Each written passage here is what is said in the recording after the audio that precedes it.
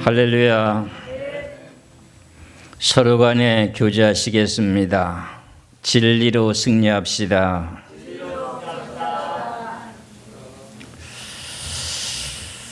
오늘도 주시는 로마서 13장 11절에서 14절까지 말씀의 제목은 우리의 구원이 처음 믿을 때보다 가까웠도다 하는 제목으로 말씀을 드리겠습니다. 우리는 생활 속에 얽매여서 살다 보면은 성경에서 예언한 내용의 뜻대로 무슨 일이 벌어지는지도 모르고 살아갈 수가 있습니다. 2023년도 10월에 하마스라고 하는 팔레스타인의 백성 중에 이스라엘 백성을 공격한 내용이 있었지요. 그러고 나서부터 지금 미국이나 저 서구의 구라파나 이 모든 유명한 대학교에서부터 데모가 있게 되는 내용들을 여러분들이 뉴스를 통해서 들어보셨지요. 대학교에 유명한 대학교에 보면은 대부분이 이스라엘 백성들과 팔레스타인 백성이라고 하는 무슬림 백성들이 함께 공부하고 있습니다.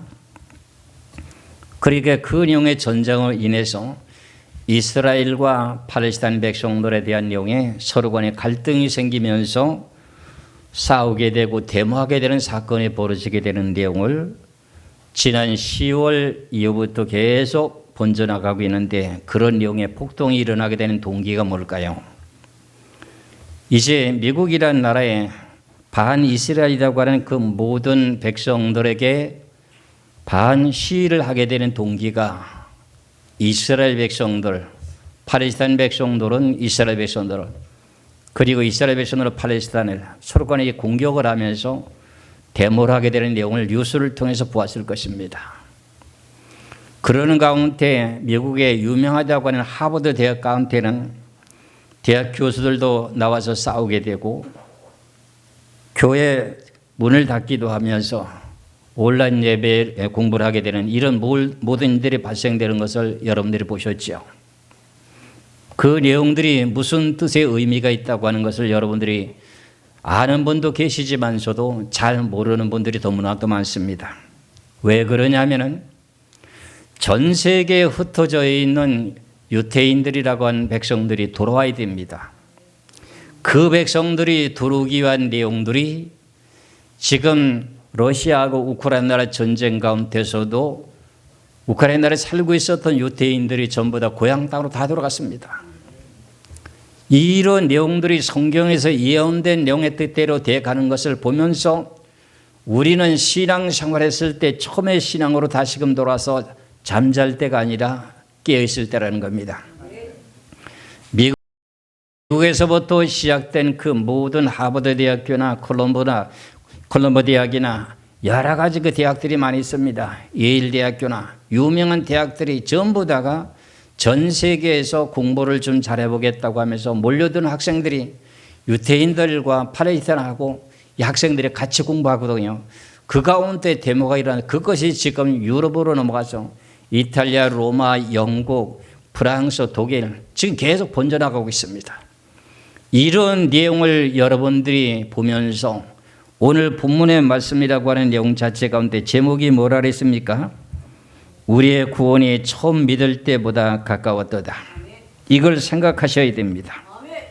왜 그러냐면은 마지막 때에 되어질 모든 내용이 우리가 잘 아는 민족과 민족들이 대적해서 일어나는 일들이 계속 빈번하게 이루어집니다. 지난주에도 말씀드렸다시피 모든 민족에게 복음이 전파되면 그제야 끝이 오리라고 하는 내용도 서서히 다 이루어져 가고 있습니다. 그렇다면 우리는 마지막에 종말의 시대에 살고 있는 것은 분명하지요. 그렇다면 우리가 오늘 본문에서 말씀하신 내용과 마찬가지로 처음 믿을 때보다 구원이 가까웠으니 정신을 차리고 깨어서 잠자지 말라. 그 내용의 말씀의 의미가 뭐겠어요? 신앙생활을 게을리하게 되지 말라 그런 말의 뜻입니다. 이런 내용의 말씀을 성경에서 여러 곳에서 예언하고 있는데 그 중에 에베소서 5장 14절의 말씀을 보십니다. 에베소서 5장 14절의 말씀을 보시면은 그러므로 이르시기를 잠자는 자여 깨어서 죽은 자들 가운데서 일어나라. 그리스도께서 너희에게 비추시리라 하셨느니라. 이르도록 하나님께서 함께 하실 그 내용의 자체를 갖다가 분명히 지금 말씀하고 있습니다. 그러니까 우리가 잠잘 때가 아니라 다시금 일어나서 신앙을 다시금 불을 붙여야 된다는 내용의 뜻입니다. 그러면서 우리가 신앙을 다시금 깨워서 일어나게 되면 예수 그리스도께서 뭘 하신다고요? 빛을 비춘다고 말씀하고 계시죠. 그렇지요? 성령의 빛을 비친다는 겁니다. 그러니까 우리가 이렇게 지금 세상 사람들과 마찬가지로 잠자는 신앙이 되어서는 안 된다는 겁니다. 하나님께서는 시기에 따라서 적용되는 내용들의 말씀들이 너무너무 많습니다. 그런 내용의 말씀 가운데 우리는 지금 잠잘 때가 아니라 깨어서 더욱더 정신을 차리고 예수 그리스도를 영접할 준비를 해야 된다는 내용의 뜻입니다.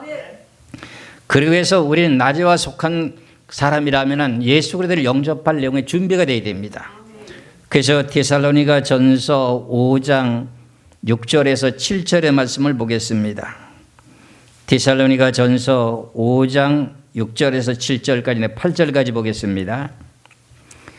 데살로니가 전서 5장 6절에서 8절까지 말씀을 보겠습니다. 5절이 아니라 6절부터요. 그러므로 우리는 다른 이들과 같이 자지 말고 오직 깨어 정신을 차리지라. 자는 자들은 밤에 자고 취하는 자들은 밤에 취하되 우리는 낮에 속하였으니 정신을 차리고 믿음과 사랑에 호신경을 붙이고 구원의 소망에 투구를 쓰자. 이렇게 지금 예수 그리스도께서 임재하실 재림하실 때가 가까이 다가오고 있으니까 이런 모든 내용을 뭐 하라는 거지요? 준비하라는 거예요. 준비를. 준비가 안 되면 안 되잖아요. 우리가 성경에서 말씀하시는 내용에 슬기로운 다섯 처녀와 미련한 다섯 처녀라고 하는 비유가 나오잖아요. 똑같은 예수 믿는 사람이더라도 슬기로운 다섯 처녀처럼 기름 준비가 된 예수를 영접할 수 있는 것과 마찬가지로 오늘도 하나님께서 하신 말씀이 그것입니다. 여러분들 예수 그리스도를 맞이할 준비가 되어 있습니까? 여러분들 믿는 믿음으로 참되게 바르게 살았다면 여러분들이 믿는 믿음으로 이제 영접할 수 있다고 하는 자신감을 갖고 있을 것입니다. 그런데 우리는 신앙생활 하면서 지금까지 잠자는 신앙을 했다면 여러분들이 하나님께서 말씀하신 내용의 뜻을 따라서 열매를 맺는 것이 얼마나 있을까요? 우리가 예수 그리스도를 믿고 구원을 받았다고 하더라도 사망에서 생명으로 옮겨서 다시는 심판을 받지 않는다고 할지라도 결과적으로 우리가 열매를 맺지 못하면 사망에 머물러 있는 과정이 이르고 있다고 하는 것을 여러분들이 깨달으셔야 됩니다. 그래서 에베소서의 5장의 말씀에 보면 열매를 맺는 것을 강조하고 있습니다. 에베소서 5장 8절에서부터 보시겠습니다.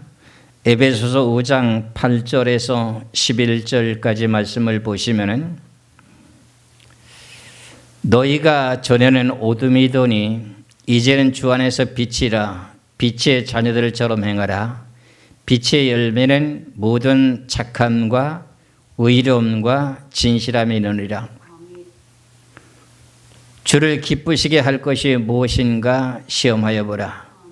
너희는 열매 없는 어둠의 일에서 참여하지 말고 도리어 책망하라 그랬어요. 그럼 결국은 우리는 열매를 맺어야 된다는 겁니까? 열매를 맺지 못해도 천국 간다는 겁니까? 열매를 맺어야 됩니다. 그러니 지난 과거에도 열매를 맺지 못했다면 지금도 잠에 깨어가지고 다시금 신앙생활을 열심히 하면서 열매를 맺어야 됩니다. 저희 교회는 각처에서 여러 교단에서 오기 때문에 신앙이 각각 다릅니다. 그런데 저는 성경의 기준을 갖고 계속 말씀을 드리고 있기 때문에 듣는 사람들마다 좀 이상하게 생각하시는 분들이 있습니다. 누구나 다 신앙인은 성경의 기준을 갖고 신앙할 수밖에 없습니다. 그렇죠?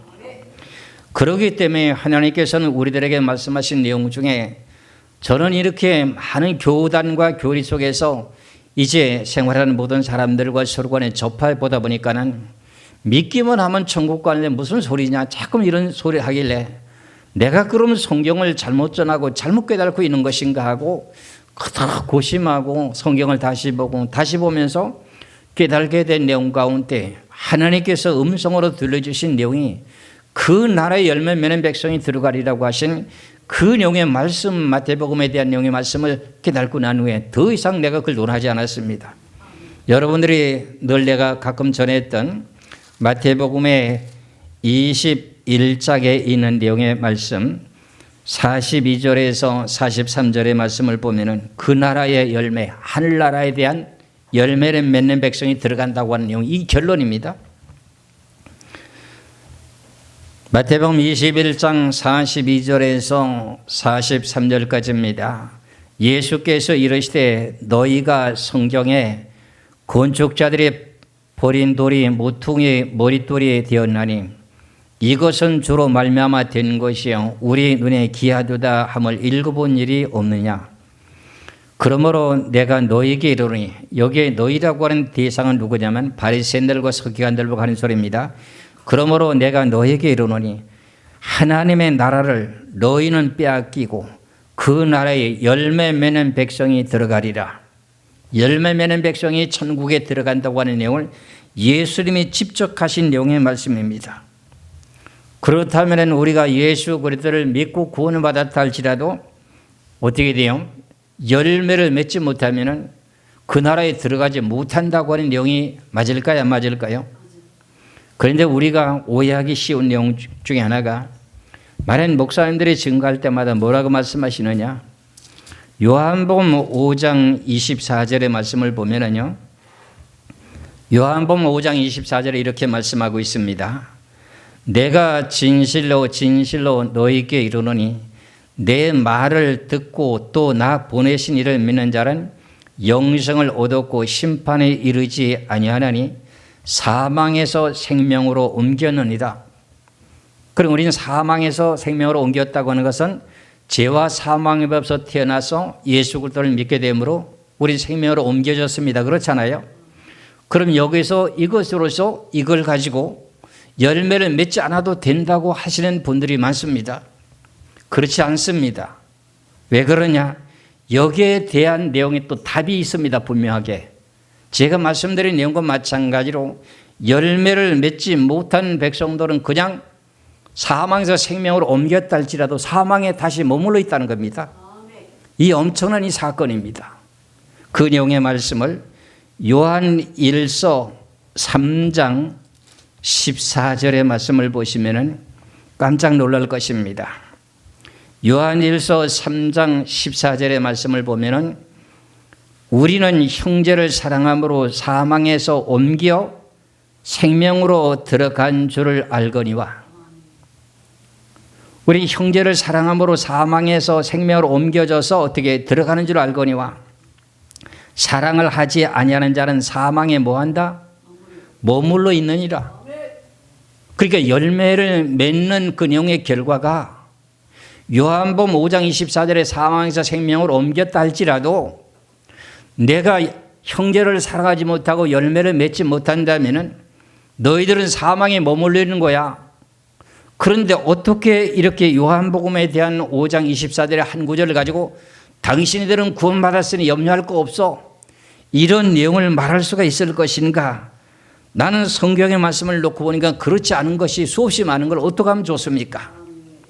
저는 늘 하나님 앞에 오늘도 이렇게 단상에 하나님 앞에 기도하기를 하나님의 보좌로부터 생수의 강이 흘러넘쳐서 시들이는 영혼들을 다시금 살아나게 만들고 죽은 영혼들을 살려내게 해달라고 그런 기도를 해야 됩니다.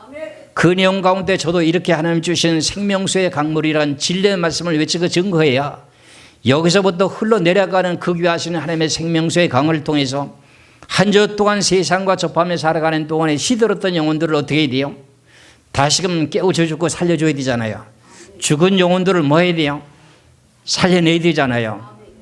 그런데 한 번 구원을 받았다면 다시는 그것이 지옥 갈 수 없다고 하는 내용 자체는 열매를 맺지 못하면서도 천국 간다고 하면 이것은 어떻게 되는 것인가? 그러니까 전 세계가 유대에서부터 유럽에서부터 복음이 이제 그 나라에서부터 기독교 국가가 시작되면서부터 복음이 전파되면서 유럽이라는 나라가 복음으로 통해서 아주 믿음이 살아났습니다. 그러자 경제적인 부하게 됐습니다. 그러다 보니까 타락이 돼가지고 교회가 지금 살았습니까? 죽었습니까? 유럽의 교회들이 거의 다가 대형 교회들이 문을 다 닫아가고 있습니다. 그런 내용의 원리가 뭘까요? 하나님의 생명수의 말씀으로 교훈과 책망과 바르게 함으로 양육이 안 됐다는 내용이 뜻입니다. 우리 한국교회는 140년입니다. 지금 140년 만에 지금 우리 한국교회가 시들어가고 지금 타락하고 있고 교단 자체 속에서 우파 좌파로 나눠지는 이런 상태가 벌어졌다고 하는 내용의 뜻은 뭘까요? 하나님의 귀하신 진리 말씀 속에서 바르게 서 있지 못하다고 하는 내용이 기록합니다. 예수만 믿으면 천국 간다고 하는 이 논리 속에서 전 세계 모든 교회 교단들이 결과적으로 멍들어가고 있다는 겁니다. 그래서 저희 교회는 그러면 저는 안 됩니다. 하나님의 귀하신 말씀을 따라 저나 여러분이나 한 번 사망에서 생명으로 옮겨 달지라도 생명의 열매를 맺지 못한 너희는 사망에 머물러 있다. 이런 용의 말씀을 분명히 지금 전해줘야 됩니다. 다시 한번 요한 1서 3장 14절을 해석이 안 되면 다시 확인하겠습니다. 요한 1서 3장 14절에 우리는 형제를 사랑함으로 우린 사망에서 생명으로 옮기고 난 후에 그 다음에 지켜야 될 내용이 뭐예요? 십계명이잖아요. 위로는 하나님을 사랑하고 이웃을 이모같이 사랑하라고 했잖아요. 이웃을 사랑하는 그 내용의 마음에 우리는 형제를 사랑함으로 지금 사람을 사랑하라는 계명을 지켰다는 내용 열매를 맺어주는 걸 말합니다. 사망에서 생명으로 들어가는 줄을 알거니와 사망에서 생명으로 들어가는 것을 이제 말합니다. 열매를 맺으니까. 그런데 사랑하지 아니하는 자는 사망에 머물러 있느니라. 그럼 결과적으로 사망에서 생명으로 구원받았다 할지라도 믿기만 하면 간다고 하면 사망의 열매를 맺었으니 어떻게 돼요? 사망에 머물러 있다는 거예요. 그럼 이거 제가 말을 만들어낸 겁니까? 하나님의 교훈의 말씀인 겁니다. 요한복음의 말씀도 사도 요한이가 말한 것이고 요한 1, 2, 3서도 사도 요한이가 말하는 내용의 뜻입니다. 그 내용을 더욱더 새롭게 이렇게 확인시켜 준 내용이에요. 이해가 가시죠? 그러니까 여러분으로 열매를 맺으셔야 됩니다. 왜? 잠자다가 지금 깰 때가 됐습니다. 예수 그리스도께서 임하실 때가 가까이 다가오고 있습니다. 신앙은 그래서 금방 되는 것이 아니라고 하잖아요. 제가요. 시간에 가야만이 서로 간에 사랑을 해야 되잖아요. 열매를 맺어가야 되잖아요. 열매 맺지 못한 백성은 그 나라에 못 들어간다고 하잖아요. 그러니까 우리는 본문의 말씀 속에서 지금 말씀하시는 로마서의 13장의 이 귀하신 말씀만 생각하지 말고 우리가 하나님께서 말씀하시는 위로는 하나님을 사랑하고 아래로는 이웃을 이모같이 사랑하면서 살아가라는 거예요. 우리나라 속담에도 이런 속담이 있습니다. 콩 한 쪼가리를 갖고도 어떻게 돼요? 반 쪼가리 서로가 나눠먹는 불신자였었는데 우상 숭배했던 유대교회 신앙이었었는데도 어떻게 해요? 콩 한 쪼가리를 반으로 서로 간에 나눠 먹는다는 거예요. 근데 지금 마지막 때는 강팍해져 가지고요. 야고보서 5장이면 자기만 사랑하고 돈만 좋아한다는 거예요. 그런 시대를 지금 우리는 살아가고 있다고 하는 걸 깨달아야 돼요. 그러니까 저나 여러분이나 진실로 마지막 때 살고 있는 것을 정신을 차리면서 저나 여러분이나 하나님 보시기에 합당한 삶을 사시기를 주의 이름으로 축원합니다. 참 이런 말씀을 증거하는 저 역시도 하나님의 귀하신 말씀을 많은 백성들에게 전파하고 증거해서 많은 백성들에게 깨우침을 받고 구원을 받으면 참 좋겠는데 요즘은 사람들이 너무나도 강팍해서 자기에게 맞지 않는 그 내용의 성경이 있으면 그것을 갖다가 어떻게든지 반박을 해가지고 자기 자신에 대한 내용에 잘못된 것을 커버하려고 가리려고 그대로 애를 쓰면서 공격하는 것이 지금 현 시대입니다. 그래서 저는 그런 내용 속에서 이렇게 성경에 대한 내용을 가지고 조목조목 말씀드리게 되는 이유가 여기 있습니다. 그래서 많은 신앙인들이 지금 우리가 한국교회에서 장로교회가 제일 많습니다. 장로교회가 많고 그 다음에 이제 감리교회가 있고 그 다음에 좀 뭐 여러 교단들이 한국에서 생긴 교회가 성결교회라고 하지요. 그리고 침례교회도 외국에서 들어온 교단이죠. 그리고 하나님의 성이라고 하는 순복음교회도 있죠. 다양한 교단들이 많습니다. 그러니까 나름대로 성경을 연구하다 보니 자기에게 맞는 내용을 가지고 교리를 정했습니다. 우리는 그런 모든 교리를 어떻게 해요? 성경의 진리 말씀을 바르게 발견하고 난 후에 교리가 되는 건 좋습니다만 교리를 바르게 정확하게 아는 것은 하루 이틀에 되는 게 아닙니다. 계속 잘못된 것이면 고쳐나가야 됩니다. 저는 여러분이나 인간인지라 전 세계 어떤 훌륭한 신학자나 목사들이 하나님 보시기에 합당하게 올바르게 전한 목사님들은 한 사람도 없습니다. 그렇기 때문에 우리는 잘못 전했다면 그걸 고쳐야 됩니다. 내 자신도 고쳐야 됩니다. 저나 여러분이나 이런 영의 말씀을 듣고 이제 어떤 결과가 있었느냐 하면 제가 부산의 부산일보에서 요한계시록 세미나를 하게 되는데 교단의 목사님들이 하는 소리가 신천지 때문에 참 문제다. 그러니까 14만 4천년에 대한 내용을 지금 거기에 대한 집중적으로 좀 성경적으로 전해달라. 그래가지고 그것을 타이틀을 가지고 광고를 하면서 부산 지하철에다가 지하철 안에다 광고를 붙였으며 거기서는 허락이 돼가지고 그리고 전단지를 뿌리고 그다음에 신문에 기독교 신문에 광고를 내고 그랬는데 거기에 많은 신천지들이 왔습니다.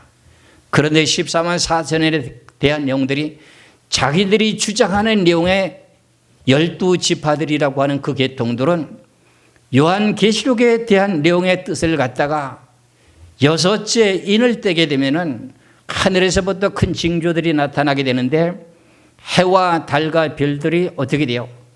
검은 옷으로 짠 것처럼 어떻게 검어진다고 되어 있잖아요. 그런 내용을 비유해가지고 어떻게 성경을 왜곡했느냐면 요셉이란 사람이 꿈을 꾸는 사람이었잖아요. 요셉이란 사람이 꿈을 꿨는데 꿈이 무엇이냐면은 이제 곡식단 11단이 나에게 절하더이다 하는 꿈에 대한 내용이 있었잖아요.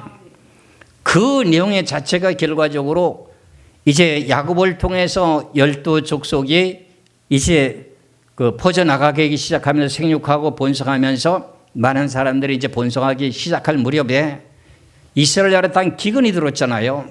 그때 당시에 애굽에 풍족한 식량이 있으니 거기 가서 식량을 사러 갔습니다. 그런데 그 전에 요셉이는 이미 애굽에 팔려 넘어갔습니다. 가가지고 총리가 되는데 총리가 되는 줄은 모르고 있었습니다. 그래서 이제 야곱의 12형제들 가운데 11번째 있던 요셉이는 애굽 땅에 가서 총리도로 타고 있고 그 가운데 꿈을 해석해서 총리가 되는데 결국은 11아들이 애굽에 내려가서 곡식을 구하기 위해 가지고 누구한테 가서 절을 하게 됩니까? 총리한테 요셉에게 절하잖아요. 그 내용이 그대로 실천적으로 이루어졌거든요. 그런 내용인데 그 다음에 한 가지 대한 내용이 뭐냐? 이제 해와 달과 별이 어떻게 나한테 절하더이다. 이런 내용의 또 꿈을 꾼 내용을 얘기를 하니까 부모하고 어머니하고 11별이 나한테 전부 절한다고 하는 내용, 요셉에게 절한다고 하니까 11족속들의 형제들이 시기가 나는 거예요. 그래가지고 결국은 어떻게 돼요? 그를 구덩이에 빠뜨려 죽이려고 했었는데 유다 지파 중 유다가 어찌 우리가 이렇게 할 수 있느냐 하면서 미디안 백성들에게 팔아넘겨가지고 애굽으로 갔잖아요. 가서 결과적으로 그 내용 가운데 이제 아버지하고 어머니하고 11별들이 11별들과 해와 달과 별이 다 절했어 안 했어요? 했잖아요. 이 모든 내용들이 그대로 이루어진 사건이 성경이거든요. 그 내용과 마찬가지로 그 내용 가운데 무슨 일이 벌어지냐면 신천지에서 성경을 해석하는 내용이 그 11별과 그 다음에 해와 달이라고 하는 그 내용 자체가 이스라엘 백성들이 전체가 타락돼 가지고 그 사람들은 전 세계로 흩어져서 이제 결과적으로 구원받을 수가 없기 때문에 새 이스라엘이 세워져야 된다는 겁니다.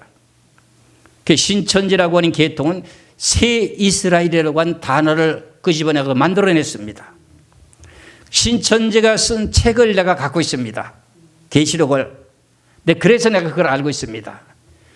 그래가지고서는 서울의 어느 지역에서는 무슨 지파 이렇게 말하거든요. 그런 내용들이 전부 거짓으로 지금 들통나는 내용이 시간이 가면 확실히 드러날 것입니다. 저와 여러분은 하나님의 진리의 말씀을 바르게 분별하면 그게 분별이 다 됩니다. 이런 내용과 마찬가지로 우리는 바르게 참되게 성경의 말씀을 눈을 뜨고 보고 확인해야 됩니다. 여러분들에게 프로젝트를 띄워지지 않고 여러분들이 책을 찾아보도록 하고 그 찾기가 힘들면 메모해서 집에 가서 적어보세요. 그리고 다시 한번 찾아보세요. 그러면 제가 말씀을 드렸던 그 내용의 설교가 이해가 안 가면 해석한 내용이 생각날 것입니다. 아, 이렇게 내가 잘못 신앙생활을 했구나 알게 되게 될 때 깨우치고 뉘우치면서 잠자다가 깨어나는 겁니다. 그래서 제가 그런 내용과 내가 부산일보에서 세미나하고 난 후에 고신칙이라고 하는 목사님이 설교를 듣고 난 후에 뭐라고 말하느냐. 목사님의 설교를 듣고 나니까는 우리와 성경은 좀 다르게 전하시는 것 같은데 마음에 감동이 와서 내가 진실로 마음의 은혜를 받았다고 하면서 목사님, 그럼 내가 한 40명을 내가 초청할 테니 목사님들 40명을 초청할 테니 한 3박 4일 동안 내가 질문하는 걸 답변해 주겠느냐고 이런 내용을 말씀한 적이 있었습니다. 예, 그렇게 하겠다고. 그 3박 4일 동안 그 교회에 가서 제가 질문하는 거 답변하고 다 했습니다. 첫날 저녁부터 자기들이 주장한 내용과 성경이 다르니까는 얼굴이가 벌개져가지고 막 항의를 합니다. 목사님, 나한테 항의하지 말고 메모해서 적어가지고 지금 집에 가서 저녁에 찾아보고 확인하고 난 후에 내일 아침에 나한테 와서 항의하세요. 그랬더니 그 이튿날 아침에 와가지고선 목사님, 내가 식사 대접하기 싫어요. 나 안 먹어요. 교회에서 주는 거 먹을래요. 네, 그랬어요. 그러면서 3박 4일이 다 끝날 무렵에 그 중에서 목사님들 중에 책임자가 있더라고요. 그 한 단체더라고. 목사님, 행함에 대한 내용의 설교를 좀 해주세요. 그러면 야고보서에 대한 내용을 좀 해달라는 거예요. 그 내용의 자체의 의미가 뭐겠어요? 행함에 대한 내용을 주장하지 않았기 때문에 그런 내용이 나온 거예요. 결과적으로는 그 내용 속에 제가 야고보서에 대한 내용을 말씀드렸습니다. 야고보서의 말씀의 2장을 보시겠습니다. 야고보서 2장 14절에서 17절의 말씀을 봅니다. 야고보서 2장 14절에서 17절까지 보면은 내 형제들아, 만일 사람이 믿음이 있노라 하고 행함이 없으면 무슨 유익이 있으리요? 그 믿음이 능히 자기를 구원하겠느냐? 만일 형제나 자매가 홀벗고 일용할 양식이 없는데 너희 중에 누구든지 그에게 이르되 평안히 가라, 덥게 하라, 배부르게 하라 하며 그의 몸에 쓸 것을 주지 아니하면 무슨 유익이 있으리요? 이와 같이 행함이 없는 믿음은 그 자체가 뭐한 것이다? 그러니까 요한일서 3장 14절의 말씀도 똑같으죠. 이웃을 사랑하라고 했는데 사랑하는 것이 없으면 사막이 머물겠다는 거, 죽은 신앙이라는 거잖아요. 그럼 우리 한국 교회뿐만 아니라 전 세계 교인들이 열심을 내고 기도하고 날 깨어서 살아있는 사람들이 있지만서 거의 다가 신앙이 살았을까요? 죽었을까요? 그러니까 오늘 본문에 뭐예요? 자다가 깰 때가 됐으니 지금 정신 차리고 다시 일어나 신앙생활 다시 하라 그런 말의 뜻입니다. 이해가 가십니까? 저희들이 교회 오게 되면 신앙이 안 자랄 수가 없습니다. 내중에 깨닫고 나면 나가 이렇게 하면 지옥 가고 이렇게 하면 천국 간다고 하는 본인이 스스로 알게 됩니다. 그래야만이 되진, 여러분들 내가 따라다니면서 감독할 수 있어요? 그렇게 하면 되겠느냐고 따라다닐 수는 없잖아요. 성경의 말씀을 이렇게 전해주면 죽은 신앙이 있다는 거예요. 예수 믿는데도 한 번 구원을 받았는데 전부 죽은 신앙이라는 거예요. 그게 뭐라는 거예요? 행함이 없는 믿음은 죽은 것이라는 거예요. 그 내용을 내가 고신측에 있는 그 목사님들에게 내가 해줬습니다. 이러니까 교단들마다 전부 한 번 구원이면 영원한 구원이라고 하는 내용이 확실히 성경과는 좀 차이가 생겼다. 제가 그런 내용을 주장하고 증거하다 보니까요, 공격하는 사람들이 있었습니다. 공격하는 사람들은 내가 몇 시간이고 전화로 성경을 찾아주면서 얘기를 해줍니다. 그러고 나면은 그 후에 목사님들이 이제 한 달에 한 번씩 모이는 회가 있잖아요. 노회가 있잖아요. 지방회가 있잖아요. 모이게 나면은 내가 그때 이런 문제 때문에 임 목사님이라는 분한테 내가 전화해서 이런 이야기를 들었는데 그 목사님이 맞더라. 이런 내용을 시인하면서 그 자리에 회에 있던 목사님 중에 저한테 그 얘기를 들려주는 거예요. 그러니까 그 당시에는 자기가 굴복하지 않고 받아들이기만 했지만서 싸웠지만은 결과적으로 그 내용 자체의 말씀을 놓고 어떻게 같은 이제 노회가 모였을 때 그 목사님의 증거가 맞더라 하는 내용을 시인하더라는 겁니다. 그럴 때 저는 이 말씀이 내 말씀이 아니잖아요. 하나님은 하나님의 진리의 말씀이잖아요. 그럼 하나님의 말씀을 대적하면 누굴 대적하는 거예요? 하나님을 대적하는 것을 알고 있기 때문에 양심에 찔렸던 거야. 입술로 시인할 수밖에 없습니다. 저는 여러분이나 그래서 요한계시록에 7교회가 있는데 행함이 없는 믿음 죽은 교회가 있습니다. 계시록의 3장에 보면 4대 교회가 나옵니다. 이런 내용들을 성경에서 놓고 보면은 우리는 지금 깨어서 열매를 맺어야 된다고 하는 것을 절실하게 느껴야 됩니다. 계시록 3장 1절에서부터 2절까지 말씀을 보겠습니다. 계시록 3장 1절에서 2절입니다. 4대 교회의 사자에게 편지하라. 하나님의 7영과 7뼈를 가지시니가 이르시되 내가 네 행위를 아노니 네가 살았다는 이름은 가졌으나 죽은 자로다. 하나님은 산 자의 하나님입니까? 죽은 자의 하나님입니까? 살아있다고는 하나님의 이름을 부르면서 죽은 신앙이라는 거예요. 그러면서 2절입니다. 너는 일깨워 그 남은 바 죽게 된 것을 굳게 하게 하라. 내 하나님 앞에 네 행위가 온전한 것을 찾지 못하였느니라. 온전한 사랑을 하는 게 보이지 않는다는 거예요. 이웃을 이모같이 사랑을 하고는 그 내용을 실천하는 내용이 보이지 않는다는 거 하는 게 그걸 다시 일깨우라는 거예요. 그게 뭐예요? 오늘 제목처럼 우리의 구원이 처음 믿을 때보다 가까웠으니 어떻게 돼요? 잠자는 자를 깨우라는 거예요. 잠자는 깨우는 게 뭐예요? 그냥 잠만 자는 게 아니고 세상에 잠들어 잠자는 것이 아니고 죽어있는 시들어 있는 그 영혼을 깨우내라는 거예요. 그렇기 때문에 여러분들의 이런 말씀을 내가 증거하는 거지요. 이거 제 말씀입니까? 하나님의 거룩한 진리의 말씀입니까? 하나님의 거룩한 말씀입니다. 이 말씀을 듣고 우리는 지옥 가면 안 됩니다. 여러분들 감리교회 분강선 목사님, 장학일 목사님 아시죠? 그분이 자기 자신에 대한 내용을 그걸 고백하면서 유튜브에 올린 내용이 있을 것입니다. 사모님이, 장학일 목사님의 사모님이 교통사고로 지금 어떻게 많이 부상을 당해서 실신해서 식물인간이 됐습니다. 그 유튜브에 보니 그게 나와 있어요. 그래서 식물인간이 됐을 때 그때 이제 그 영이 빠져나가 가지고 지옥을 하나님이 보여주시는데 자기 교회 권사님이 지옥에 와 있더라는 거야.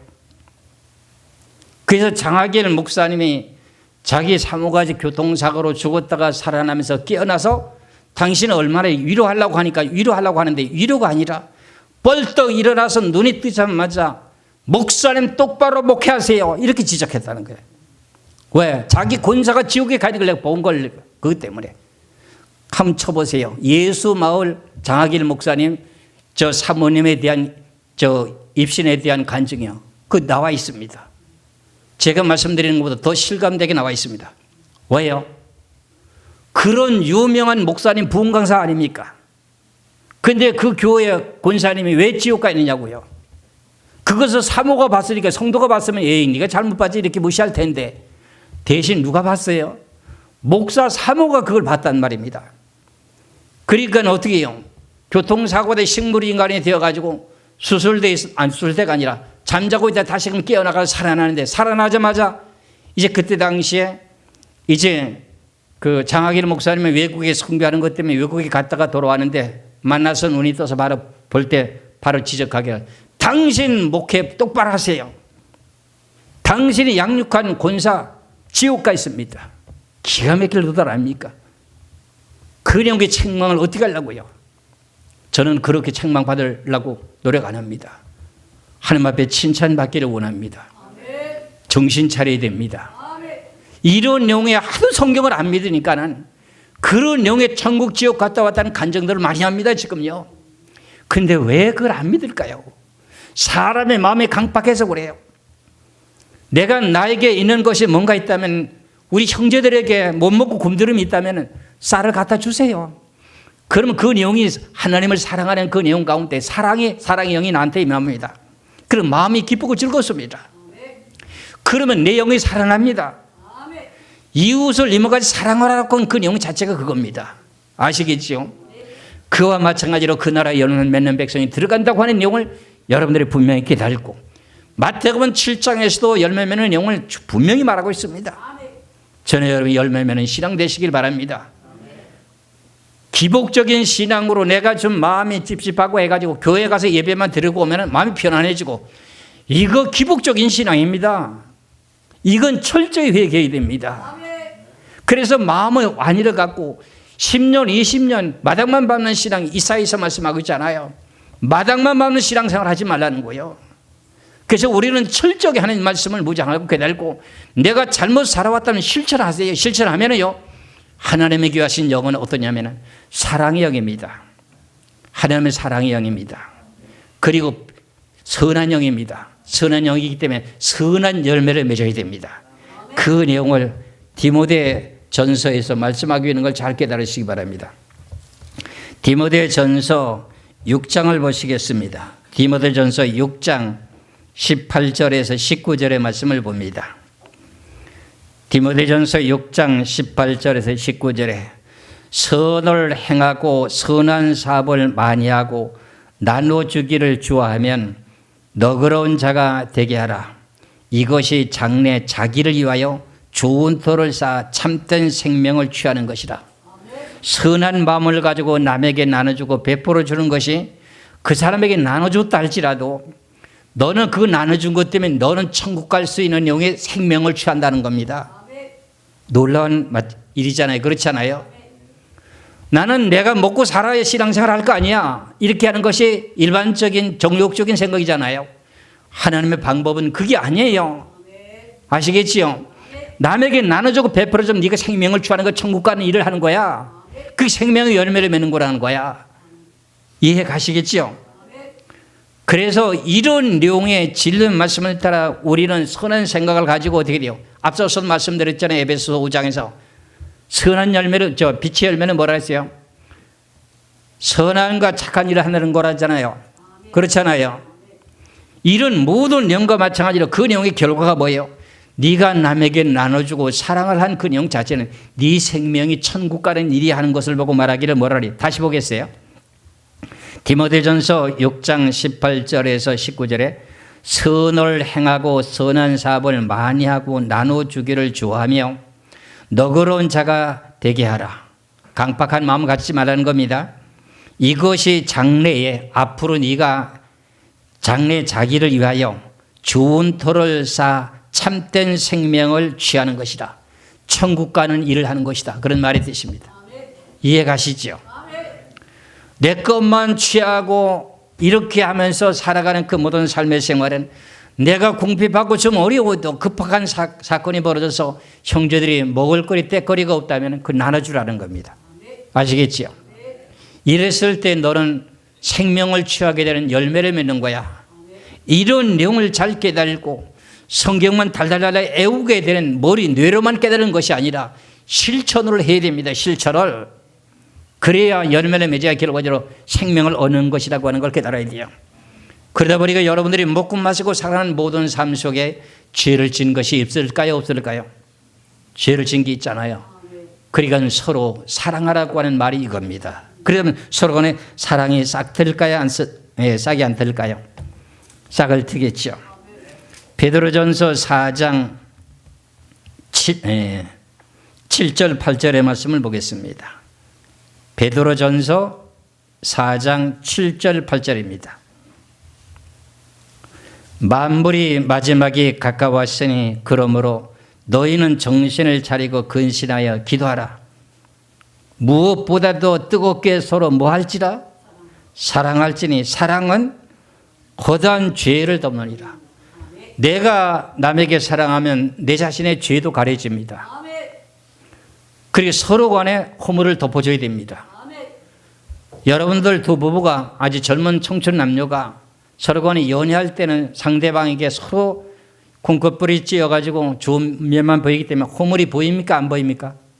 안 보이지요. 그래서 둘이 지금 살잖아요. 그렇잖아요. 두 부부가. 그렇지요. 그거와 마찬가지예요. 사랑을 베풀게 되면 허물을 가리게 되는 거예요. 그러면 내 자신의 허물도 가려지는 거야. 이렇게 하나님께서 말씀하신 내용의 뜻을 따라 내가 성경을 더 전하고 싶습니다.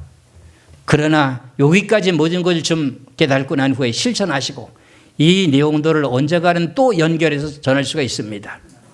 그리고 오늘 주신 말씀처럼 제목이 뭐라고요? 우리 구원이 처음 믿을 때보다 가까웠다.